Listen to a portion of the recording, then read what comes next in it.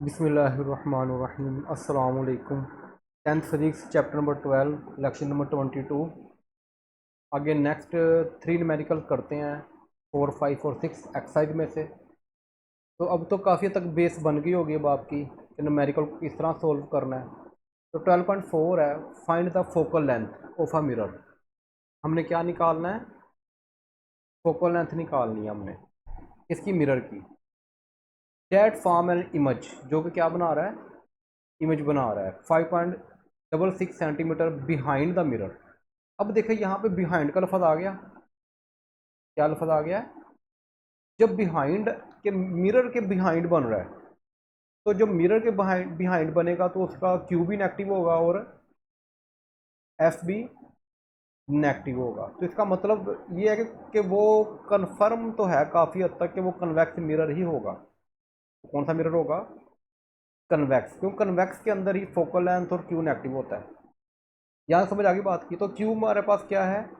5.66 centimetre behind the mirror of an object place at 34.4 centimetre. तो 5.66 क्या दिया हुआ हमें? इमेज का है ना। तो इमेज क्या होता है? क्यू होता है। मैंने नेगेटिव लगा दिया साथ। क्यू नेगेटिव लगाया क्योंकि बिहाइंड द मिरर है।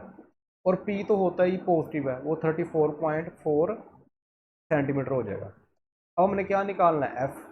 तो फार्मूला क्या होगा? सिंपल। तो थोड़ा फास्ट कर लेते हैं। पी की जगह पे क्या आ जाएगा? 34.4 और क्यू की जगह पे -5.66। तो प्लस माइनस माइनस हो जाएगा। 1 को 34.4 पे डिवाइड करोगे तो 0.029 आ गया। तो प्लस माइनस माइनस, और 1 को 5.66 पे डिवाइड करोगे 0.1767 आंसर आएगा। इन दोनों को माइनस करोगे तो आई थिंक सो माइनस में आंसर आएगा। अब ये मल्टीप्लाई हो रहा है इधर आके, सॉरी एफ इधर डिवाइड है, इधर आके मल्टीप्लाई, और ये मल्टीप्लाई इधर आके डिवाइड हो जाएगा। तो एफ इक्वल टू किसके हो जाएगा? 1/-0.1476। तो 1 को 0.1476 पे डिवाइड करोगे तो हमारे पास आंसर आएगा 6.77 सेंटीमीटर। तो मैंने कहा था कि फोकल लेंथ भी नेगेटिव और क्यू भी नेगेटिव। तो कौन सा सवाल क्या है उसका? इज द मिरर कनकेव और कन्वेक्स? बताओ कि मिरर कनकेव है कन्वेक्स है? कन्वेक्स मिरर है, गुड शाबाश, समझ आ गई ना बात की। तो अब कन्वेक्स मिरर क्यों है? क्योंकि क्यू भी नेगेटिव है, एफ भी नेगेटिव है। इसमें कोई इशू की प्रॉब्लम? क्योंकि पहले आपने देख लिए तो इसलिए आपको काफ़ी हद तक आइडिया हो गया। अच्छा, नेक्स्ट आते हैं 12.5 के अंदर। An image of a statue. Statue बना हुआ है, स्टैचू का जो इमेज है appear to be 11.5 centimetre behind a concave mirror. लेकिन कनकेव मिरर है, लेकिन बिहाइंड बन रहा है इमेज। तो इसका मतलब बेशक कनकेव है लेकिन पीछे बन रहा है इमेज, तो क्यों क्या होगा? माइनस होगा। बेशक कनकेव है लेकिन वो बिहाइंड द मिरर बन रहा है इमेज, तो वो हमारा क्या होगा? नेगेटिव होगा। और फोकल लेंथ कितनी? 13.5 सेंटीमीटर। आई थिंक तो फोकल लेंथ भी नेगेटिव होगी। तो इमेज हमारा क्यू नेगेटिव है, 11.5 है, और फोकल लेंथ भी देखें -13 पॉइंट। अगर जब बिहाइंड बन रहा है तो फोकल लेंथ भी नेगेटिव होगी और क्यू भी। तो इसलिए आपने बिहाइंड का लफ्ज़ ध्यान में रखना है कि बिहाइंड के अंदर हमेशा क्या आ रहा है मिरर के अंदर? कि क्यू और एफ नेगेटिव आ रहा है।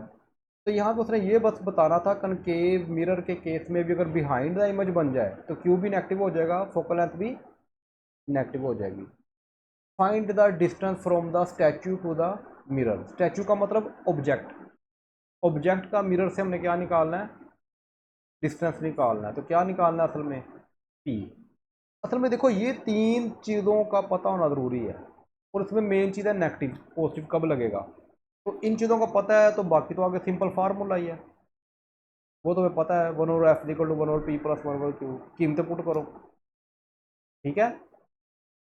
अब ये प्लस माइनस माइनस है, जब ये इधर आएगा तो इधर आ क्या हो जाएगा? 11.5। प्लस माइनस माइनस है यहाँ पे, तो माइनस से जब इधर आएगा तो क्या हो जाएगा? प्लस हो जाएगा। तो देखो मैंने, चलो ये मैं प्लस माइनस माइनस कर दिया, ये माइनस जब इधर आएगा तो इधर आके देखो मैंने 1/11.5 को प्लस नहीं रखा हुआ, और ये 13.5 को मैंने क्या रखा हुआ है? माइनस। ये इधर ना आगे जो सिंप्लीफिकेशन है या कैलकुलेशन है जो जरा क्या कहते हैं, इजी वे से कीजिएगा।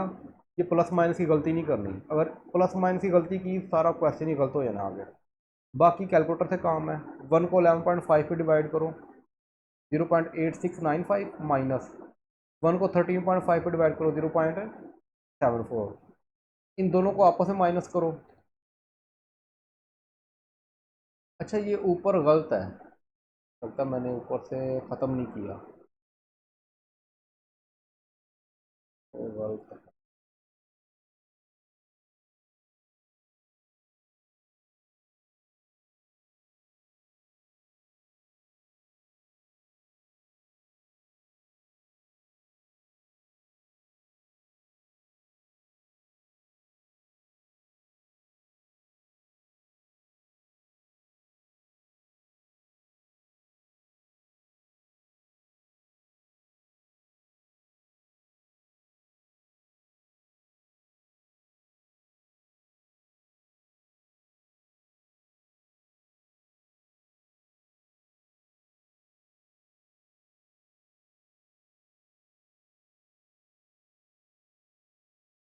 अच्छा ये हमारा आंसर आ गया डिवाइड करने से। अब इनको माइनस करेंगे तो प्लस में आंसर आएगा, क्योंकि 0.086 बड़ा है, या कैलकुलेटर से करोगे तब भी प्लस में आएगा, 0.01295। अच्छा अब ये p इधर आके मल्टीप्लाई हो जाएगा और ये इधर आके डिवाइड हो जाएगा। p equal to 1/0.01295। 1 को इस पर डिवाइड करोगे तो आंसर क्या आएगा, 77.22 सेंटीमीटर। क्लियर होगी बात यहाँ तक? आसान तो नहीं है? या 6 देखते हैं, 6 में क्या फरमा रहा है, ये ऑलरेडी पहले लिखा हुआ है।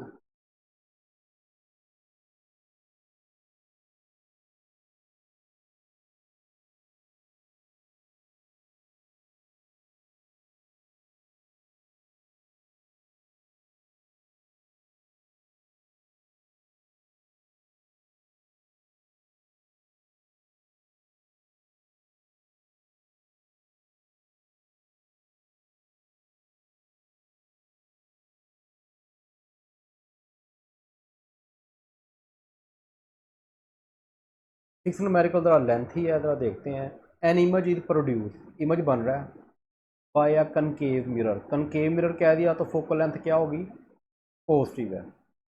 तो फोकल लेंथ क्या है, 8.7 centimetre.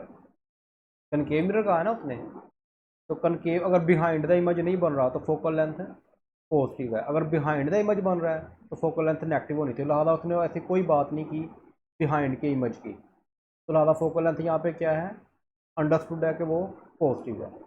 The object is 13.2 centimetre toll. इसने क्या दिया है,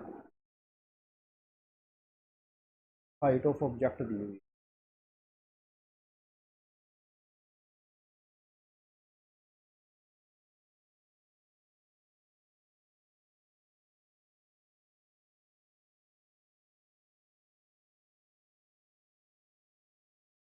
अच्छा हाइट ऑफ ऑब्जेक्ट दी हुई है 13.2 centimetre and at a distance 19.3 centimetre from the mirror.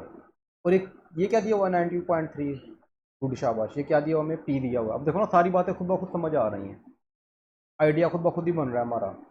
अच्छा a, find the location and height of the image. हमने क्या निकालना है, लोकेशन। लोकेशन का मतलब क्यू निकालना है। तो दूसरे नंबर पे क्या निकालनी, height of image, H I भी निकालना है। यानी कि हमने क्यू भी निकालना है और एच आई भी निकालना है, हाइट ऑफ इमेज भी निकालना है। तो उसके लिए फार्मूला क्यू निकालने के लिए 1 और एफ, तो आई थिंक तो बताने की ज़रूरत तो नहीं है। फोकस, हाँ जी ये प्लस है 1/19.3, उधर क्या हो जाएगा, ये माइनस हो जाएगा। क्लियर होगी बात? तो अब डिवाइड कर दो, ये आंसर आ जाएंगे। कैलकुलेटर से आप करके देख लेना, यही होंगे इंशाल्लाह। मैंने तो खुद कैलकुलेटर से करके निकाले हैं। और फिर ये माइनस करके आंसर आ जाएगा। तो अब क्रॉस मल्टीप्लाई कर दो, तो क्यू किसकी इक्वल हो जाएगा, 1/0.0631 के। तो 1 को 0.0631 पे डिवाइड करोगे तो क्या आंसर आएगा, 15.84 सेंटीमीटर। अगर आप गौर करो, कन्वेक्स मिरर दिया हुआ है, एफ भी पॉजिटिव आ रहा है, पी भी पॉजिटिव आ रहा है। क्यों पॉजिटिव आ रहा है? क्योंकि इमेज जो है वो बिहाइंड द मिरर नहीं बन रहा, बल्कि फ्रंट ऑफ मिरर बन रहा है। आगे ना बात समझ। अब अगर वो खुद कह दे कि इमेज बिहाइंड द मिरर है, तो फिर आपने एस भी नेगेटिव लेना है और क्यू भी नेगेटिव ही लेना है। कॉन्सेप्ट क्लियर हो रहा है ना? अब कंफ्यूजन तो नहीं हो रही कि कहाँ पे नेगेटिव क्यों आ रहा है, क्यू कहीं पे एफ नेगेटिव क्यों आ रहा है। बच्चे बहुत रटा लगाते हैं, लेकिन क्या होता है, कंफ्यूज ही रहते हैं इन चीज़ों में कि किस तरह पॉजिटिव हो गया, क्यों नेगेटिव हो गया। अब देखो ना, पिछला न्यूमेरिकल किया, वहाँ पे कनकेव मिरर ही था, लेकिन फोकल लेंथ भी नेगेटिव थी और क्यू भी। वजह क्या थी? बिहाइंड था। अब इसमें यहाँ पे कोई इसमें बात की उसने बिहाइंड की, तो लिहाजा इसलिए ये पॉजिटिव नहीं है।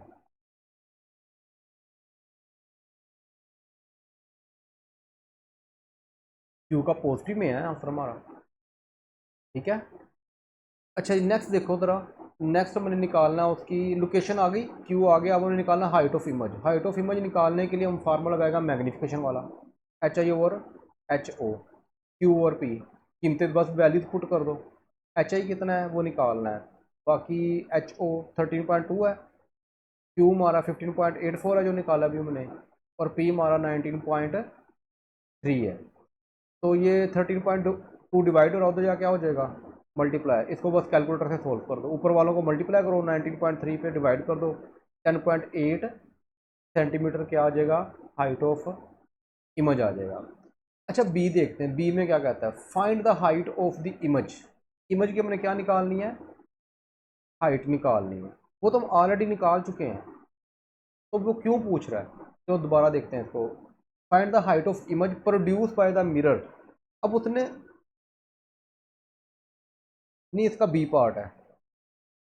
अच्छा find the height of image produce by the mirror of if the object is twice as far from the mirror. कहता है पहले जो ऑब्जेक्ट था कितना दूर था, पी कितना था हमारा 19.3। कहता है कि अब उसको डबल दूर कर दो, पी को मिरर से डबल दूर कर दो। डबल का मतलब है पी को 2 के साथ मल्टीप्लाई कर दो। अब हमने दोबारा हाइट ऑफ इमेज निकालनी है, लेकिन केस क्या है कि P2 यानी कि P से डबल कर देना मैंने। देखो मैंने 2 से मल्टीप्लाई कर दिया, तो ये हमारे पास क्या आया, 38.4 सेंटीमीटर। अब हमने हाइट ऑफ इमेज निकालना है, तो फार्मूला तो वही रहेगा मैग्नीफिकेशन वाला। अब देखो हाइट ऑफ ऑब्जेक्ट कितना है, वो तो चेंज नहीं होगा, वो 13.2 ही रहेगा। जो ऑब्जेक्ट है वो तो नहीं ना चेंज, उसका तो ना साइज चेंज हो सकता।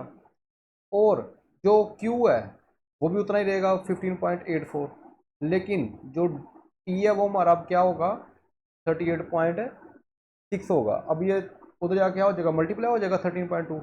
इसको सोल्व करेंगे,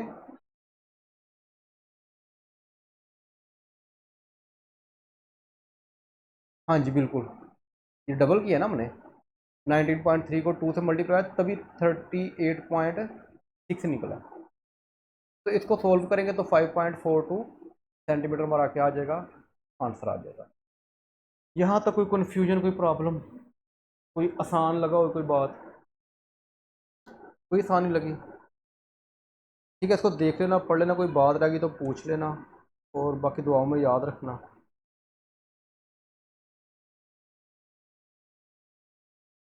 इसको 5 मिनट देखो आप।